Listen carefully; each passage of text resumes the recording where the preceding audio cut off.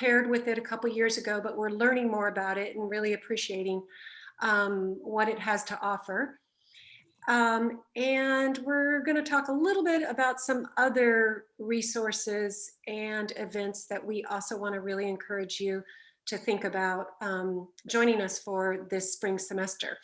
So typically, in typical years, we would be meeting with your junior students throughout the year in whole class meetings and kind of orienting them a little bit more to thinking about their post-secondary plans.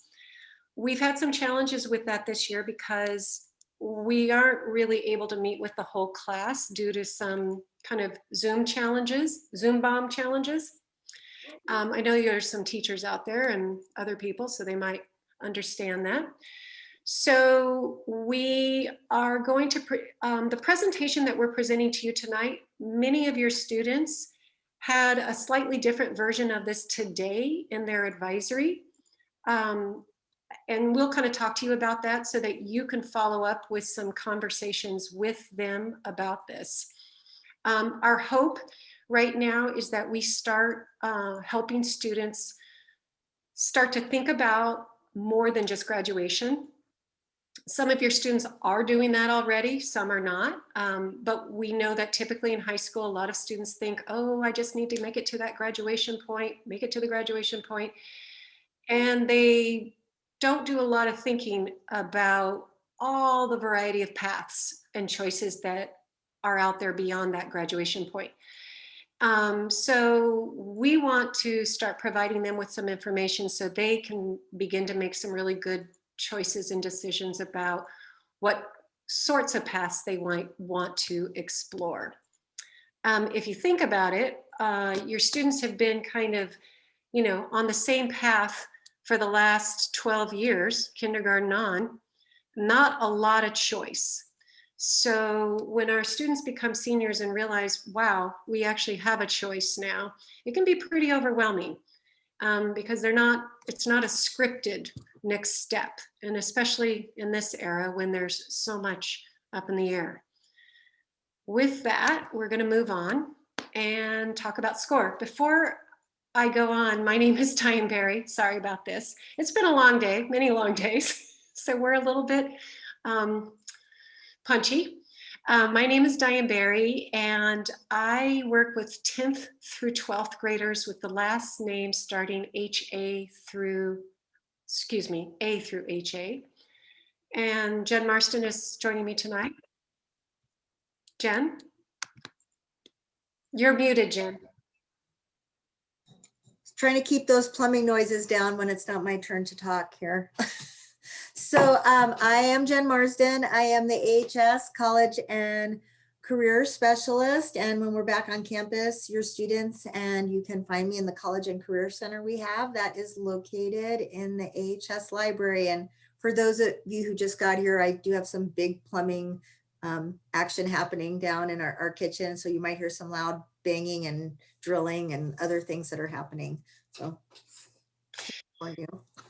So we are going to focus right now on SCOIR. So SCOIR is a career and college exploration and planning network. I don't know if any of you are familiar with Naviance. Naviance is a very expensive exploration and planning network that a lot of private schools buy. We feel really fortunate. About 2-3 years ago, I was at a college admissions conference, and one of my colleagues and I actually met the founder of this particular network. His goal and his vision for this was to make a similar platform that would be accessible to all students, regardless of their resources, their backgrounds, and their support. Really something that would level the playing field and provide colleges and universities access to students that they might not normally be able to find or see or support, and vice versa. Really introduce students in an easy, quick way to a vast variety of colleges and universities out there. The founder is Irish. His name is Jerry. So when he was naming this, he named it SCOIR, which is defined as transitioning from one phase to another. So it makes sense because we're talking about supporting the transition of our students from their first big chapter of education into their next chapter or path. And again, it could look like all sorts of different things. Okay, so before we go on, I'm going to go ahead and share a quick, not too long, about 4.5, 5-minute video that's going to provide you with a brief overview of how students can kind of navigate and use SCOIR. Now, this is a really broad overview. It might feel a little bit overwhelming at first, but remember, these are our students. They were raised in this digital platform age, so this is not too difficult for them. As you look up at the top of this part of a dashboard on a student SCOIR portal, you see college search, interests, my colleges, and backpack. So they'll tell you a little bit about those. So here we go. Welcome to SCOIR. Let's get started discovering colleges that are the best fit for you. When I first log in, I'll be asked some generic questions about colleges and activities that interest me. Right now, I'm going to start right off the bat with our college search. I'm going to start by plugging in some personal interests and activities that I'm focusing on. Stuff like writing, outdoors, music, study abroad, and maybe something obscure like Quidditch. I'm then going to move down to academic focus. So I'm not too positive what I want to do just yet. So I'm going to go with something a little on the broader side like business. But I can always use a specific major such as nursing or computer science, engineering, etc. I'm then going to move down to distance and location. So I'm starting at Westchester, Pennsylvania, my hometown. And I'd like to go to a school that's close enough from home that I can visit on the weekends, but not necessarily right in my backyard. So as I move through these search filters, my list of colleges will reflect the filters that I'm setting. So certain schools may have all of my interests and all of my majors, while some may just have some interests and some majors. Going to narrow it down a little bit more. Let's go to number of undergrads. Think that I'd like to go to a larger school. In terms of athletics, we have every intercollegiate sport by division, so I can search by my athleticism, or I can find a school that has a team, so I have some activities to look forward to, like football.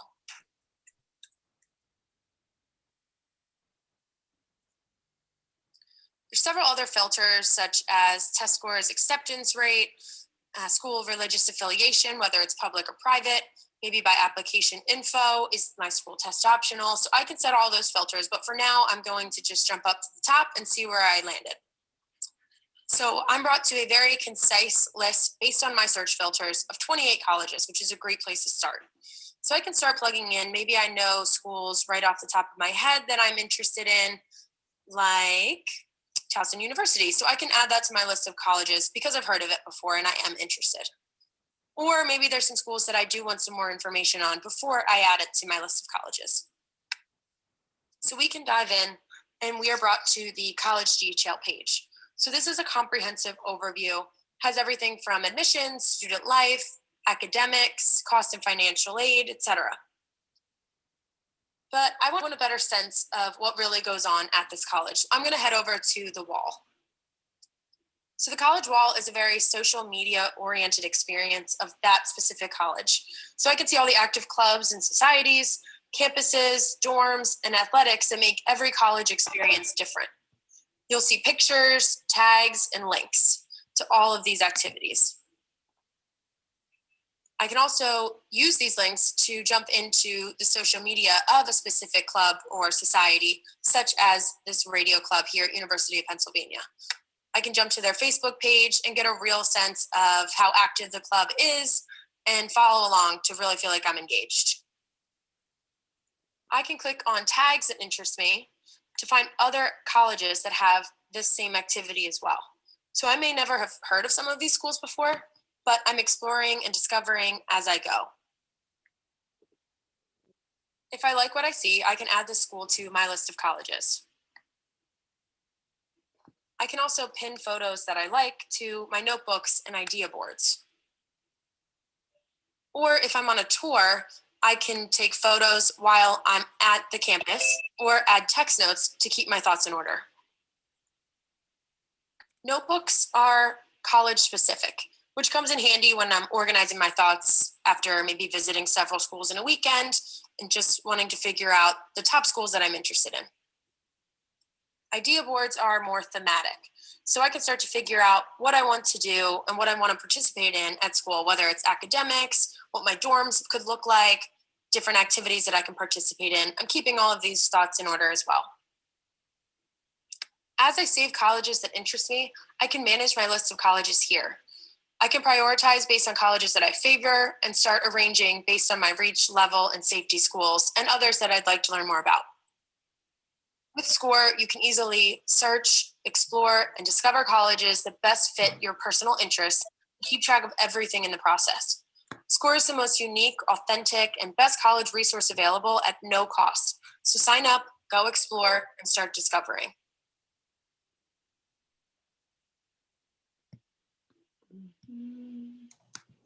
Welcome to SCOIR. Let's get started discovering colleges that are the best fit for you. Sorry about that. When I first log in, There we go. Okay, so that was a really nice introduction to one of the most interesting features about SCOIR, which is that ability to really look at colleges and to look at colleges in terms of your students' interests, majors, athletics. You saw all the many ways to do that, which is really cool. But another thing that SCOIR offers our students is really a way to look at careers and look at their unique talents, their interests, their aptitudes, and start to get a sense of what career pathways might be a good fit for them. So with SCOIR, our students have access to a program called U-Science. And U-Science, they can learn about their unique talents and interests by completing the U-Science aptitude assessments and interest inventory, which juniors started today in their advisory. So once they do that, they can learn about career paths based on their U-Science results, which then they can explore different careers, describing those careers, the salaries, the job growth, educational requirements, and then they tie that in with the college search, where they can search for colleges that offer the majors that may help them get to those careers. So it's a pretty multifaceted platform or network, as they like to call it, in terms of how a student can use it for exploration.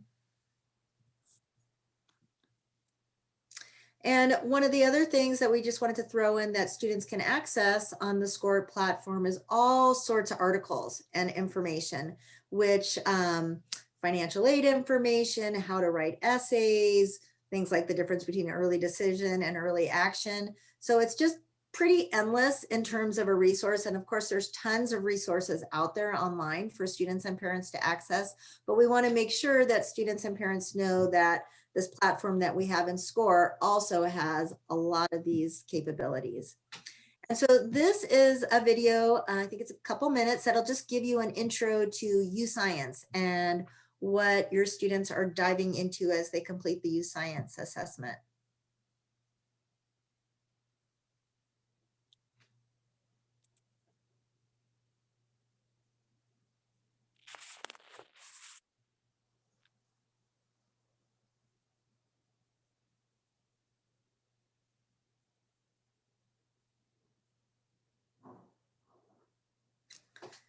Diane, is there supposed to be sound? Is that better?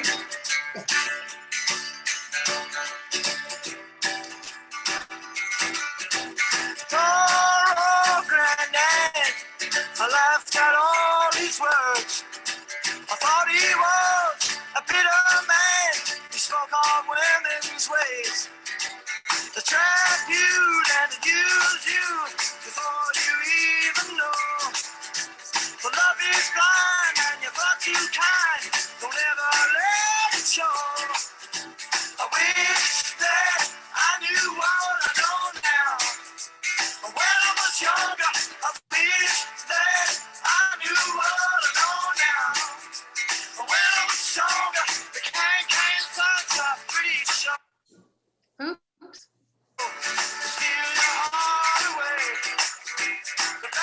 Everybody's back on earth again. The dressing rooms are great. They come on strong, and it ain't too long, but I make you feel a man. But love is blind, and you soon will find you're just a boy again.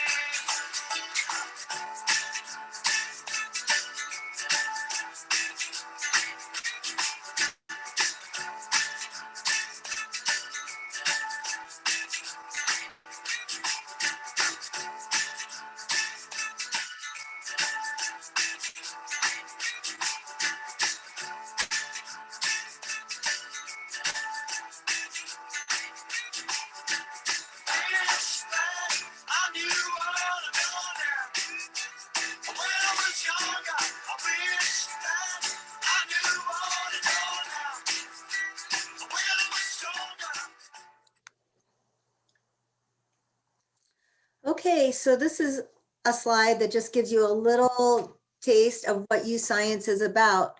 It looks at students' aptitudes, what their natural abilities are, and then also looks at their interests, what's important to them, what do they enjoy. And so the next couple of slides, we're going to give you a taste of what U Science looks like from the student's perspective.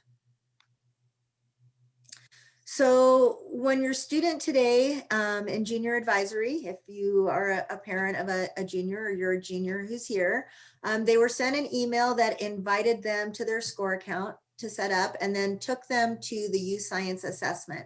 When they log into the U Science assessment, they get introduced to these brain games, and they were told that these are going to take about 90 minutes. And they're asked to really take them seriously and to make sure they're in a quiet place without distraction so they can focus. And you can see on the left-hand side the different games that the students are going to go through. And I think the next slide gives you a better idea of the minutes that each one has. And then at the end is an interest profiler. And these really are brain games. You get a sense of that in the video. Some are about patterns, some are about words, how your brain functions. Some are just comparing different sets of numbers to see if they're alike or they're different. When I talk to kids about this, and I've taken the U Science assessment when we first got it, and I was a little skeptical. I remember those kind of career inventories I took in high school eons ago, and I'm like, oh, really? What's it going to tell me? But honestly, I was really impressed with the information that it gave me. It really pegged me and my aptitudes, my strengths, my interests. And it's a really interesting tool.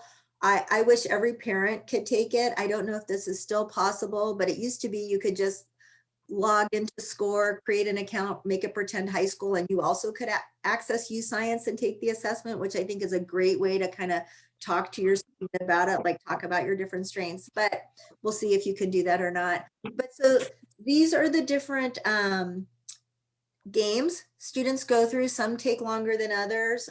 They can stop after each section, or after a few sections, go back to it the next day. We've told them it's going to take about 90 minutes for them to get through. We're really hoping they will complete these by Monday. And of course, there's no school on Monday and Tuesday.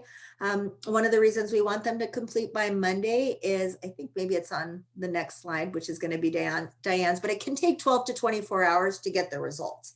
And we really want them to have their results by next Wednesday during advisory, because we're going to take them through some reflection activities to really kind of look at what results they got and how they can use them.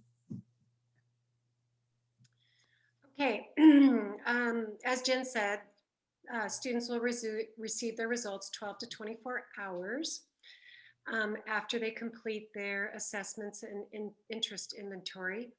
These are the 4 categories that they will receive results in. Results around their aptitudes, best fit careers, describing you as a section that is kind of full of kind of descriptors that students can use in resumes, in applications, essays, that kind of thing, personal statements. And then of course, a finding a college section. I think what's really kind of wonderful about youth science is that by combining both an analysis of your aptitudes, which are those hardwired skills that we have, and your interests, and aligning those with careers, we really do get a better sense of where students, adults take this measurement also, or this exercise. They also complete this. We get a much better sense of a good fit career path or careers paths than if we just focus on aptitudes. I think a lot of our students, it's pretty normal, get a lot of feedback around what they're good at. You know, you may have a student who's, you know, really wonderful at math, and they're told that over and over and over and over again. And they think, well, gosh, I guess I should become an engineer. And they don't really have a clear sense of what that means and how that aligns with what a day in the life of an engineer looks like, and how does that align with their interests. So we have, lots of us can probably relate to this. We end up heading down career paths because we're good at something, but we're not so sure we take as much pleasure out of it, you know, as we might want to. This is an example of part of the results students get. This is the aptitude section, and this pie chart is divided into different aptitudes.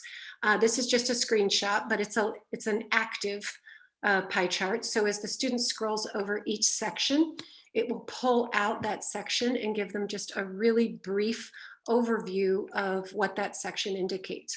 So it's not that they're bad at something, like that little purple section. It just means that they're better at some skill sets than others.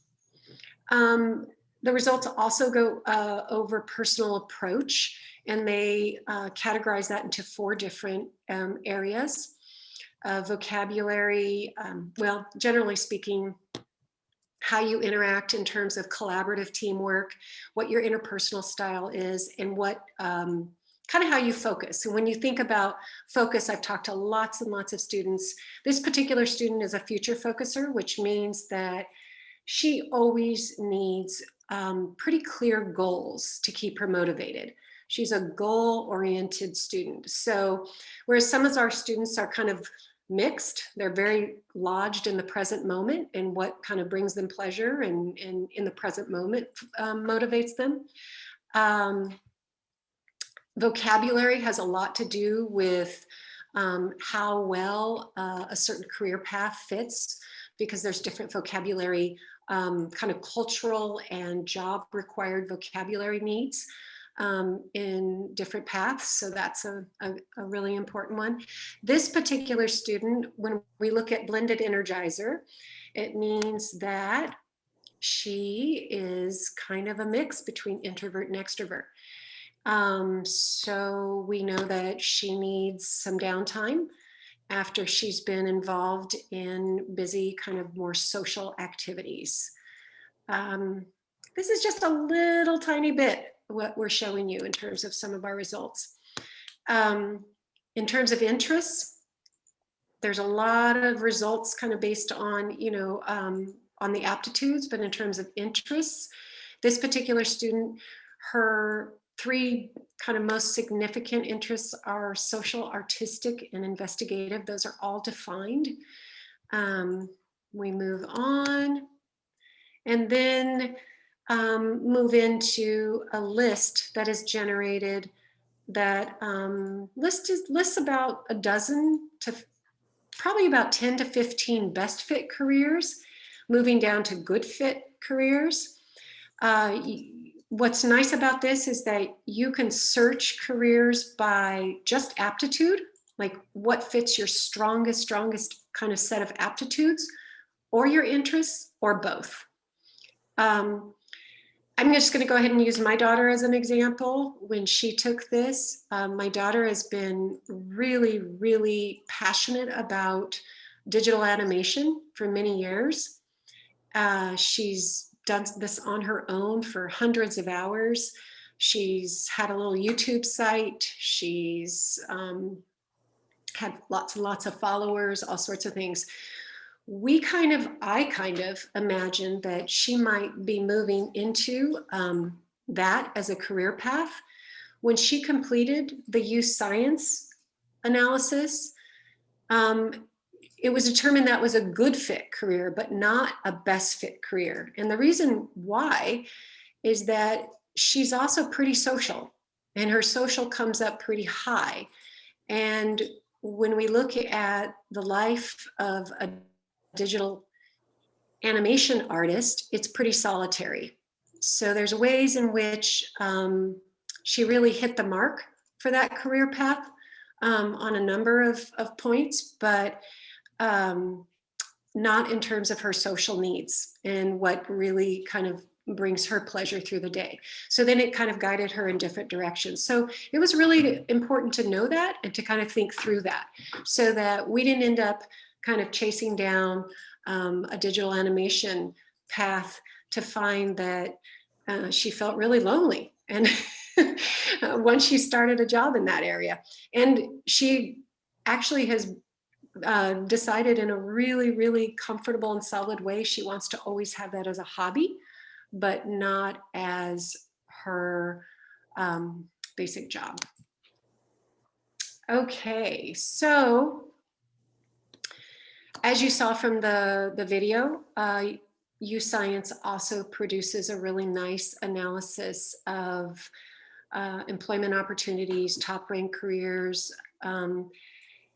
If you go back the slide before, all of those careers, they indicate how many years of schooling you need for them. They indicate what the median income is for each of them. They indicate how many job openings there might be. There might be a job opening like the sociologist that you saw. There's only about 300 job openings a year for sociologists. Whereas the elementary school teacher, which was also on that student's page, there's about 350,000 jobs.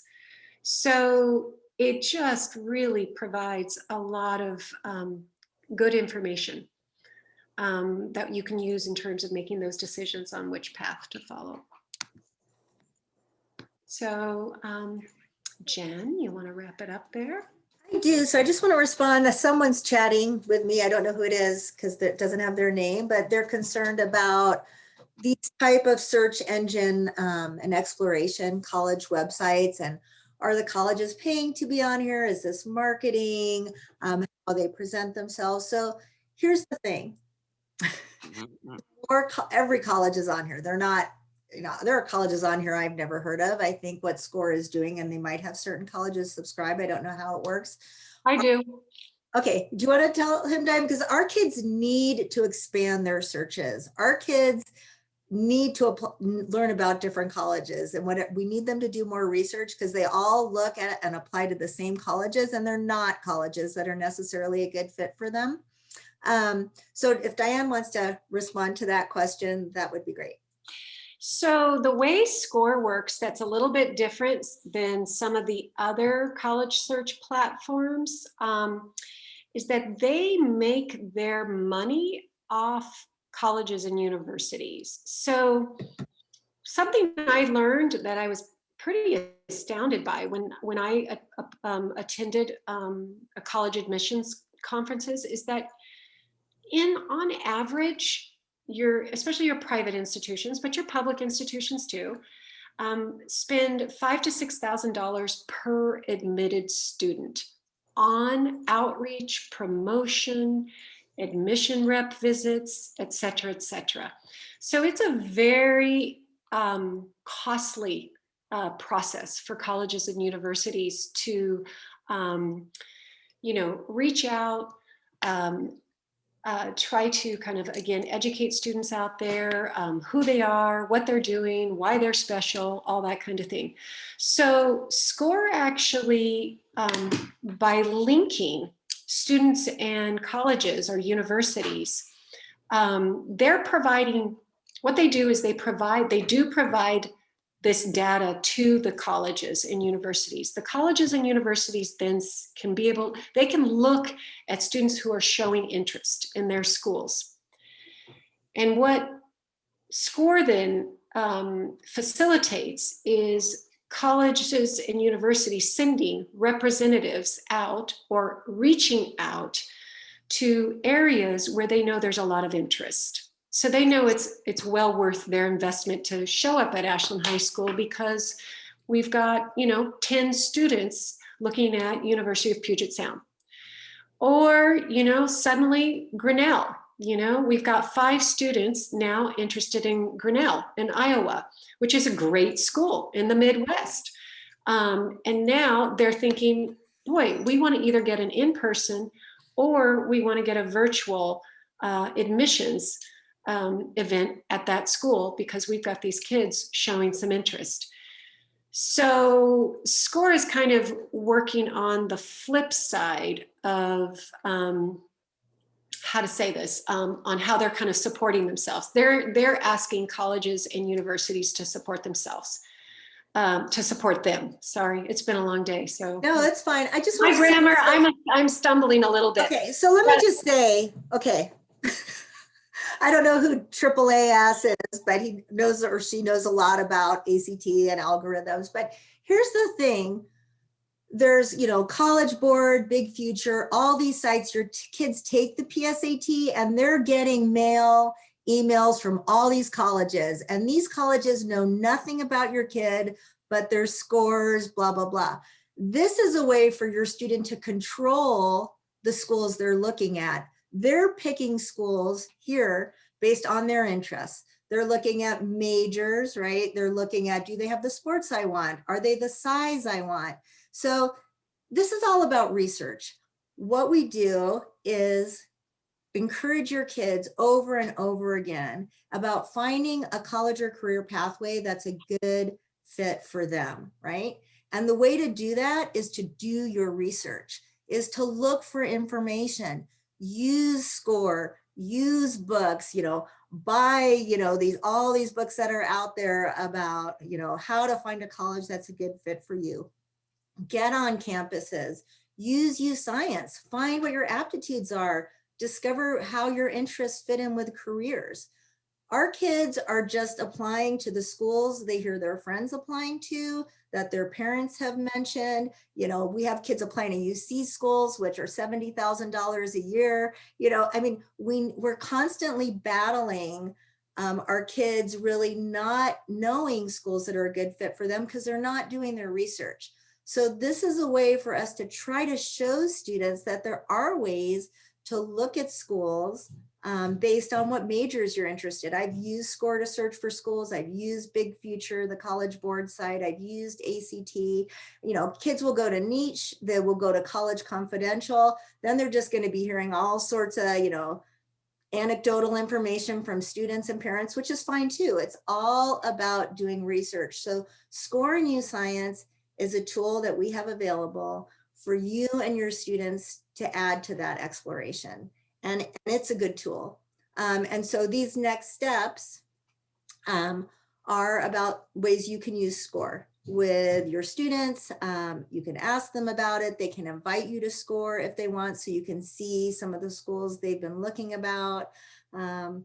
So they could show you their U Science results. And it's just another great tool. And the college handbook that we put together talks a lot about research and online sources you can use and books that you can use to really help your student and you, really do the research, do the self-reflection that can help your student find a college or a career pathway that's going to be a good fit for them, both academically, socially, and financially for your family is a really big piece of this.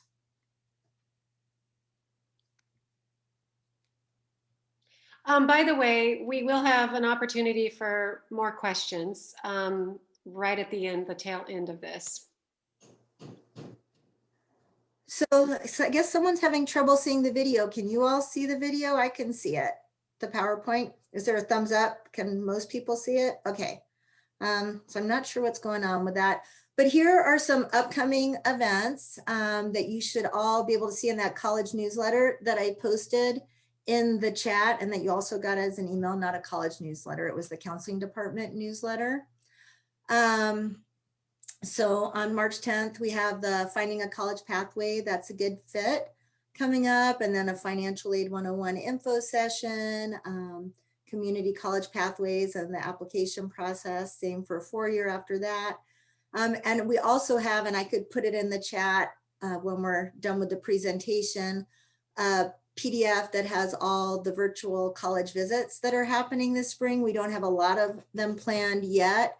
Most of our college visits with admissions counselors from colleges happen in the fall, but we do have ones that follow up in the spring, both to meet with seniors who are interested in going to those schools and have extra questions, and also juniors who are starting the process of wanting to learn more. So when I stop talking, I will also put that list in the chat, and it is updated. It's not on the website right now, but I will get it posted on the website. And as I add more college visits, I will put those on there. So I think we were going to stick around for questions. I think this might be the last slide. Yep, our next slide is about just questions. So I think, folks, if you want to unmute yourself to ask a question, that would be fine. That would be lovely. Hi, Jen and Diane. I have a question. So in that, I think one of the slides, it said, ask students to invite you to join. Did they like send us a link? Is it that way? Or is that meaning in general terms, like, come parents, come sit in my room and view? There's actually, they can do that from their SCOIR account. Okay. They are kind of in charge of setting the parameters of what they want to share with you. SCOIR's been pretty thoughtful about, you know, a variety of situations for students out there, and that some students might be interested in exploring interests or clubs, affinity groups that, you know, may not be completely open, you know, with parents about, especially with some of our LGBTQ youth. So they set those parameters and then can invite a parent to join. And it's a nice way for a parent to see what schools a student's following, be able to discuss that, you know, at a meal or in the car or whenever, and learn a little bit more together. Or you can sit down beside them if they'll let you.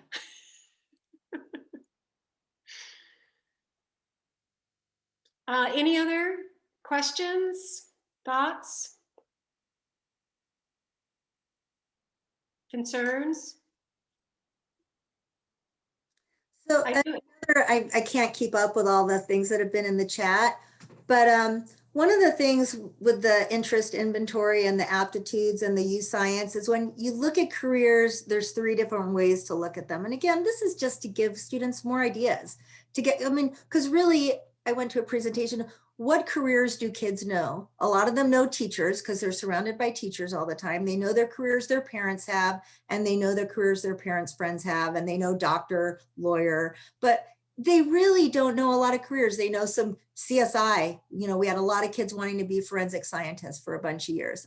So really, this is just another tool to kind of give them some ideas. So after they do the youth science, they can sort careers based on their aptitudes and interests, or just aptitudes. And I saw a bunch on there that I was like, there's no way I'd ever want to do that. I mean, I know that. And the other ones that really felt like a good fit for me, and other ones that I was like, yeah, I could have gone down that pathway if someone had suggested it to me. That might have been a good fit for me. So again, no one's telling a kid like I did when I was a sophomore in high school in, you know, like 1979. Okay, I took my career aptitude test and it said I should either be a stewardess, because that's what they were still called. They weren't flight attendants, or I could be a lawyer. So I guess because I said I like to travel and whatever I showed on the aptitudes, you know, they thought I'd be a good lawyer, but that was it. This is not what this is. I mean, this is so far beyond that. So again, no one's going to tell a kid, this is what you should be. I mean, said I should be an aerospace engineer, which I guess is a rocket scientist, which my husband likes to joke I should be a rocket scientist, but maybe I would have been good at that, but I have no interest in that. Yes, I might have the aptitudes to do something like that, but that's not where my heart is, right? So again, you know, this is just to open up your kids' eyes and parents' eyes of just what's out there. our kids, we live in a small community with not a lot of industry. Our kids, like I said, see what's on TV, see what's around them. And I've seen kids like really discover some schools using SCORE based on their major interest and how far they're willing from home that have been a really good fit for them. Schools I know are strong in those areas. And so it's a really powerful tool. And parents who want to use it as just another tool that's out there. And again, I can't stress strongly enough how important it is for students and parents to be having these conversations as students start exploring schools and pathways, so that when it comes to spring of senior year, you all really have a handle on what options they have and what you can afford. And so students are really excited about the path, the choices they have before them when they graduate. I want to add also, Jen, SCORE really provides a nice cost comparison tool Mhm. where it really lines schools up right next to each other with total cost, average amount of aid, and then your kind of resulting cost depending on your EFC and that kind of thing, which is nice because, especially if you're considering private schools, which run anywhere between, at this point, $70,000 and $80,000 a year. Some private schools with giant endowments, end up offering a lot more average aid. And if you have a student who's a really high achieving, student, and they get in there and it's more of a full loan school, you might be looking at a difference in $10,000, $20,000, $30,000 a year, because that's just what they have to offer, which is more, generally speaking. So that can also really shape where a student applies.